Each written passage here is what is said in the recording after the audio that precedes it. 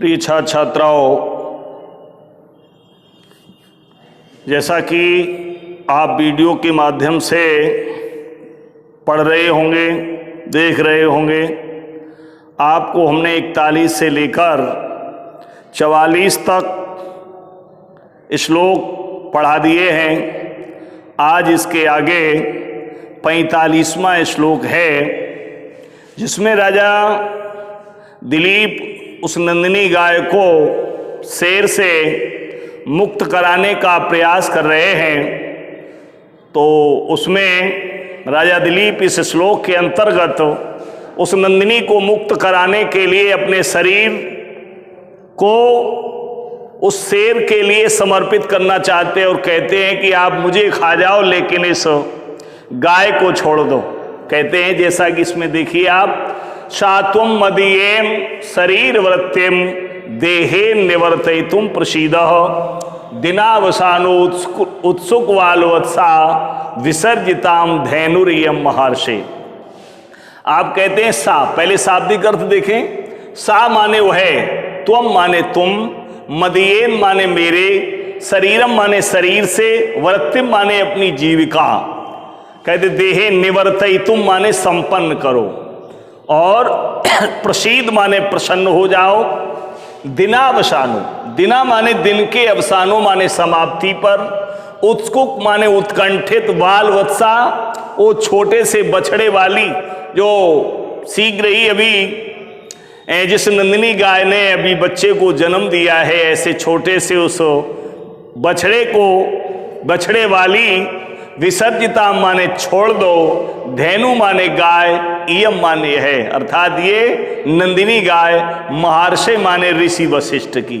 तो ऋषि वशिष्ठ की ये गाय छोड़ दो। तो आप एक तरफ से अन्वय से देखेंगे, कहते मदीयेन शातुम, शाह माने वो है जिसो आप जो नंदिनी गाय के ऊपर आपने आक्रमण किया है अपना भोजन बनाने के लिए, ऐसे त्वम माने तुम, मदीयेन देहेन मेरे शरीर के द्वारा, कहते हैं वृत्तिम माने अपनी क्षुधा, निवर्तयितुम माने संपन्न करो, और प्रसीद माने प्रसन्न हो जाओ, अर्थात मेरे शरीर के द्वारा अपनी क्षुधा को शांत करो। कहने का अभिप्राय यह है कि आप मुझे खा जाओ और अपनी क्षुधा मुझे खाकर के शांत कर लो।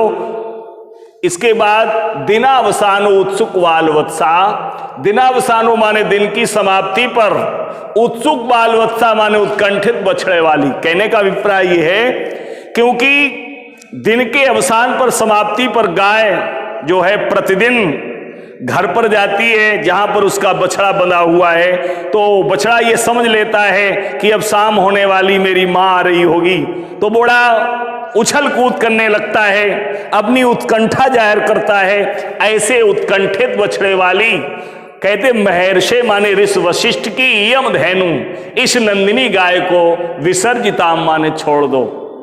फिर एक बार इसको देखें, कहते हैं राजा दिलीप उस शेर से कहते कि ये सिंह, क्योंकि आप भूखे हैं, मुझे मालूम है, आप क्षुधा शांत करने के लिए इस नंदिनी गाय को खाना चाहते हैं, तो ऐसा करो कि आप अपनी क्षुधा शांत करने के लिए मुझे खा जाओ और अपनी क्षुधा शांत कर लो। लेकिन ये शाम के समय उत्कंठित बछड़े वाली इस ऋषि वशिष्ठ की गाय को छोड़ दें आप। बस इतना ही आपसे हमारा निवेदन है। आए, कहते हैं अब हम बच्चों श्लोक सीधा सीधा ब्लैक बोर्ड पर लिख करके आपको मैं संख्या बता रहा हूं। अगला श्लोक है 46वां, रघुवंशम का 46वां श्लोक आप देखेंगे तो अथांधकारम गिरगह्वराणाम दष्टा मयूखई सकलान कुर्बन भूया सा भूतेश्वर पार्श्वर्थी किंचित विहस्य अर्थ पतिम बभाषे। यहां पर इस श्लोक के अंतर्गत बताया गया है, जब राजा दिलीप ने निवेदन किया शेर से कि ये सिंह आप हमें खा लें, लेकिन इस नंदिनी गाय को, जो हमारे गुरु वशिष्ठ की गाय है, इसको छोड़ दें, जब ये बात राजा दिलीप ने उस शेर के सम्मुख कही तो शेर मुस्कुराने लगा, हंसने लगा। जब हंसा तो उसके चमकीले दांतों की आभा इतनी प्रस्फुटित हुई कि जिस गुफा के अंदर बहुत अंधकार था, वो अंधकार उन दांतों की कांति से नष्ट हो गया, ऐसा इसमें बताया गया है। अथा अंधकारम, तो कहते अथ माने इसके पश्चात, अंधकारम माने अंधकार, गिर गैवराणाम, गिर माने पर्वती, गैवराणाम माने गुफाओं के, दंष्ट मयूखई, दंष्ट माने दांतों की, मयूखई माने किरणों के द्वारा, सकलानी माने नष्ट। सकलानी के वैसे सकल माने होता है टुकड़ा, संस्कृत में सकल एक जो दंती सा होता है सकल, उसका मतलब संपूर्ण होता है। तालब्बी सा से जब सकल लिखा जाता है तो उसका अर्थ सकल माने टुकड़ा होता है, कोई खंड होता है। तो यहां पर ये जो है, यहां पर टुकड़े का अर्थ है कि जो अंधकार था उसको कहते हैं दांतों की किरणों ने खंड खंड कर दिया। खंड खंड करने का मतलब नष्ट कर दिया। और कहते भूया माने दोबारा, पुनः शा माने है भूतेश्वर, भूतेश्वर भूता नाम ईश्वर, यहां पर तत्पुरुष समास है। भूता नाम माने संपूर्ण प्राणियों के ईश्वर माने स्वामी, अर्थात भगवान शंकर। पासवर्ती, पास माने समीप, वर्ती माने हमेशा रहने वाला, भगवान शंकर के सन्निकट रहने वाला वो शेर। किंचद विहस्यो, किंचित माने कुछ, विहस्य माने हंस करके, अर्थपति माने राजा से। यहां पर अर्थपति जो शब्द है वो राजा दिलीप के लिए आया है। तो राजा दिलीप से बवहासे माने बोला। तो इसको अन्वय से आप देखेंगे अर्थ को, अथ माने इसके पश्चात, भूतेश्वर पासवर्ती, भूतेश्वर माने भगवान शंकर के समीप रहने वाला वो शेर। गिर गहवराणाम, गिर माने पर्वत की, गहवराणाम माने गुफाओं के, कहते अंधकारम माने अंधकार को, दंष्ट मयूखई, दंष्ट माने दांतों की, मयूखई माने किरणों के द्वारा, शकलानी माने नष्ट, कुर्बन माने करता हुआ, किंचित माने कुछ, बिहस्य माने हंस करके, अर्थपति माना राजा दिलीप से, भूया माने पुनः, बवहासे माने बोला। शेर कहने लगा, जब राजा दिलीप ने अपने को प्रस्तुत किया कि मुझे खा लो, इस नंदिनी गाय को छोड़ दो, तो इस बात को सुनकर के राजा दिलीप से वो शेर कहने लगा, बड़ा हंसा पहले तो राजा दिलीप की बात सुनकर के, और दोबारा हंसकर के राजा दिलीप से कहने लगा। तो अगला श्लोक नंबर 47वां आप देखेंगे, राजा दिलीप से वो शेर कहने लगा, एकात पत्रम जगता प्रभुत्वम, नवम वया कांतिमिदम बपुष्य, अल्पस्य हेतोर बहुहा तुमिच्छन, विचार मूढ़ा प्रतिभासी में त्वम। राजा दिलीप से कहने लगा, लालच देने लगा दिलीप को। वो शेर बनावटी शेर है, यहां पर राजा दिलीप की परीक्षा हो रही है। तो बनावटी शेर राजा दिलीप को प्रलोभन देने लगा, कहता एकात पत्रम, एकात पत्रम का मतलब एक छत्र संसार की प्रभुता वाले, जगता माने संसार की, प्रभुत्व माने प्रभुता वाले। एकात पत्रम एक छत्र, एकात पत्रम का मतलब है एक छत्र, जगता माने संसार की, प्रभुत्व माने प्रभुता वाले। ये तो आपका पहला आपकी विशेषता है। और नवम बया, और आपकी नवम माने नवीन, बया माने आयु है, और कांतिमिदम बपू, चा माने और, कांतिमिदम माने कांतिशाली, अर्थात तुम्हारे शरीर से आभा प्रस्फुटित हो रही है। आपका सुंदर शरीर है जिससे आभा निकल रही है। अल्पस्य हेतु, अल्पस्य माने थोड़े से, हेतु के लिए, लाभ के लिए, बहु हात्मिच्छन, बहुत कुछ, हात्मिच्छम माने त्यागने की इच्छा वाले, क्योंकि आपको थोड़ा सा लाभ हो रहा है, क्योंकि आप कह रहे मुझे खा लो, तो हम जब तुमको खा लेंगे तुम्हारी नंदिनी गाय बच जाएगी तो थोड़ा लाभ होगा, लेकिन यदि इस गाय को हम खा लेंगे तो आपको बहुत लाभ होगा, क्योंकि एकात पत्रम, आप संसार की एक छत पत्ता वाले हैं, आपका सुंदर शरीर है जिससे कांति निकल रही है।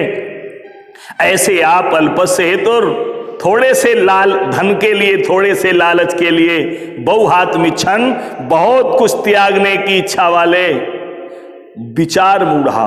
आप मुझे कहते मूड मालूम पड़ रहे हैं, आपके विचार कहते हैं कोई प्रशंसनीय नहीं है, या कहिए कोई आप विवेकशील मुझे नहीं लग रहे हैं, कि आप मुझे मूड मालूम पड़ रहे, प्रतिभासी माने मालूम पड़ रहे हैं, मैं माने मुझे, तुम माने तुम।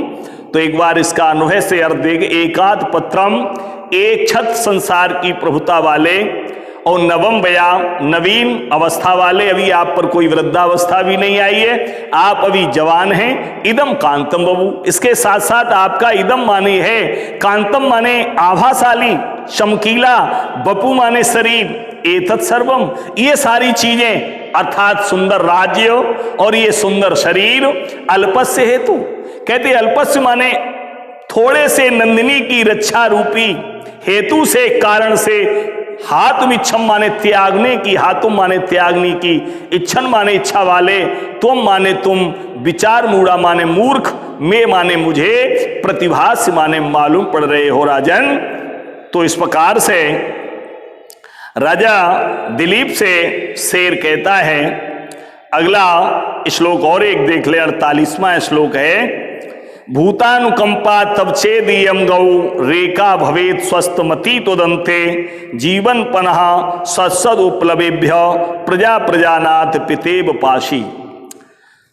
पुनः कहने लगा, अभी प्रलोभन दे रहा है शेर, कह रहा भूतानुकंपा, राजन यदि आप भूत माने प्राणियों के प्रति आप दयालु हैं, चेद यम, चेद माने यदि, यम माने है गौ माने गाय, रेका गौ के आगे विसर्गें हो जाएंगी, फिर बचेगा एका, यहाँ विसर्ग संधि है एका, एका माने अकेली, ये नंदिनी गाय, भवेत माने हो जाएगी, स्वस्थमती माने सुरक्षित, त्वद अंते, त्वद माने तुम्हारे, अंते माने अंत हो जाने पर, अर्थात तुम्हारे मर जाने के बाद, अर्थात हम तुम्हारा जब भक्षण कर लेंगे तो ये नंदिनी गाय अकेली बच जाएगी, तो जीवन पुनः, तो आपका भक्षण हो जाएगी, ये गाय अकेली मात बचेगी, इसकी सुरक्षा हो पाएगी, लेकिन जीवन पुनः, यदि आप वास्तव में जिंदा रहेंगे, सस्वद माने हमेशा, उपलवेभ्य माने आपत्तियों से, प्रजाजनों की, प्रजानाथ माने हे प्रजा के स्वामी, पिते माने पिता की तरह से, पासी माने रक्षा करते रहेंगे। तो अन्वय से देखें अर्थ, राजा दिलीप से शेर कहता, तब भूतानुकंपा, महाराज हे राजन, यदि आप भूतानुकंपा माने जीवों के ऊपर दया करने वाले हैं, दया करते हैं, चेद माने यदि, तर्री माने तो, तोदंते, त्वद माने तुम्हारे, अंते माने अंत हो जाने, सती माने पर, तुम्हारे अंत हो जाने पर, क्योंकि आप दयालु हैं, प्राणियों पर दया कर रहे हैं। आप कह रहे हैं कि गाय को खा लो, तो मेरे कहने का तात्पर्य आपका ये है कि आप प्राणियों पर दया कर रहे हैं, अपना बलिदान करना चाहते हैं, तो आप प्राणियों के प्रति बड़े दयालु हैं।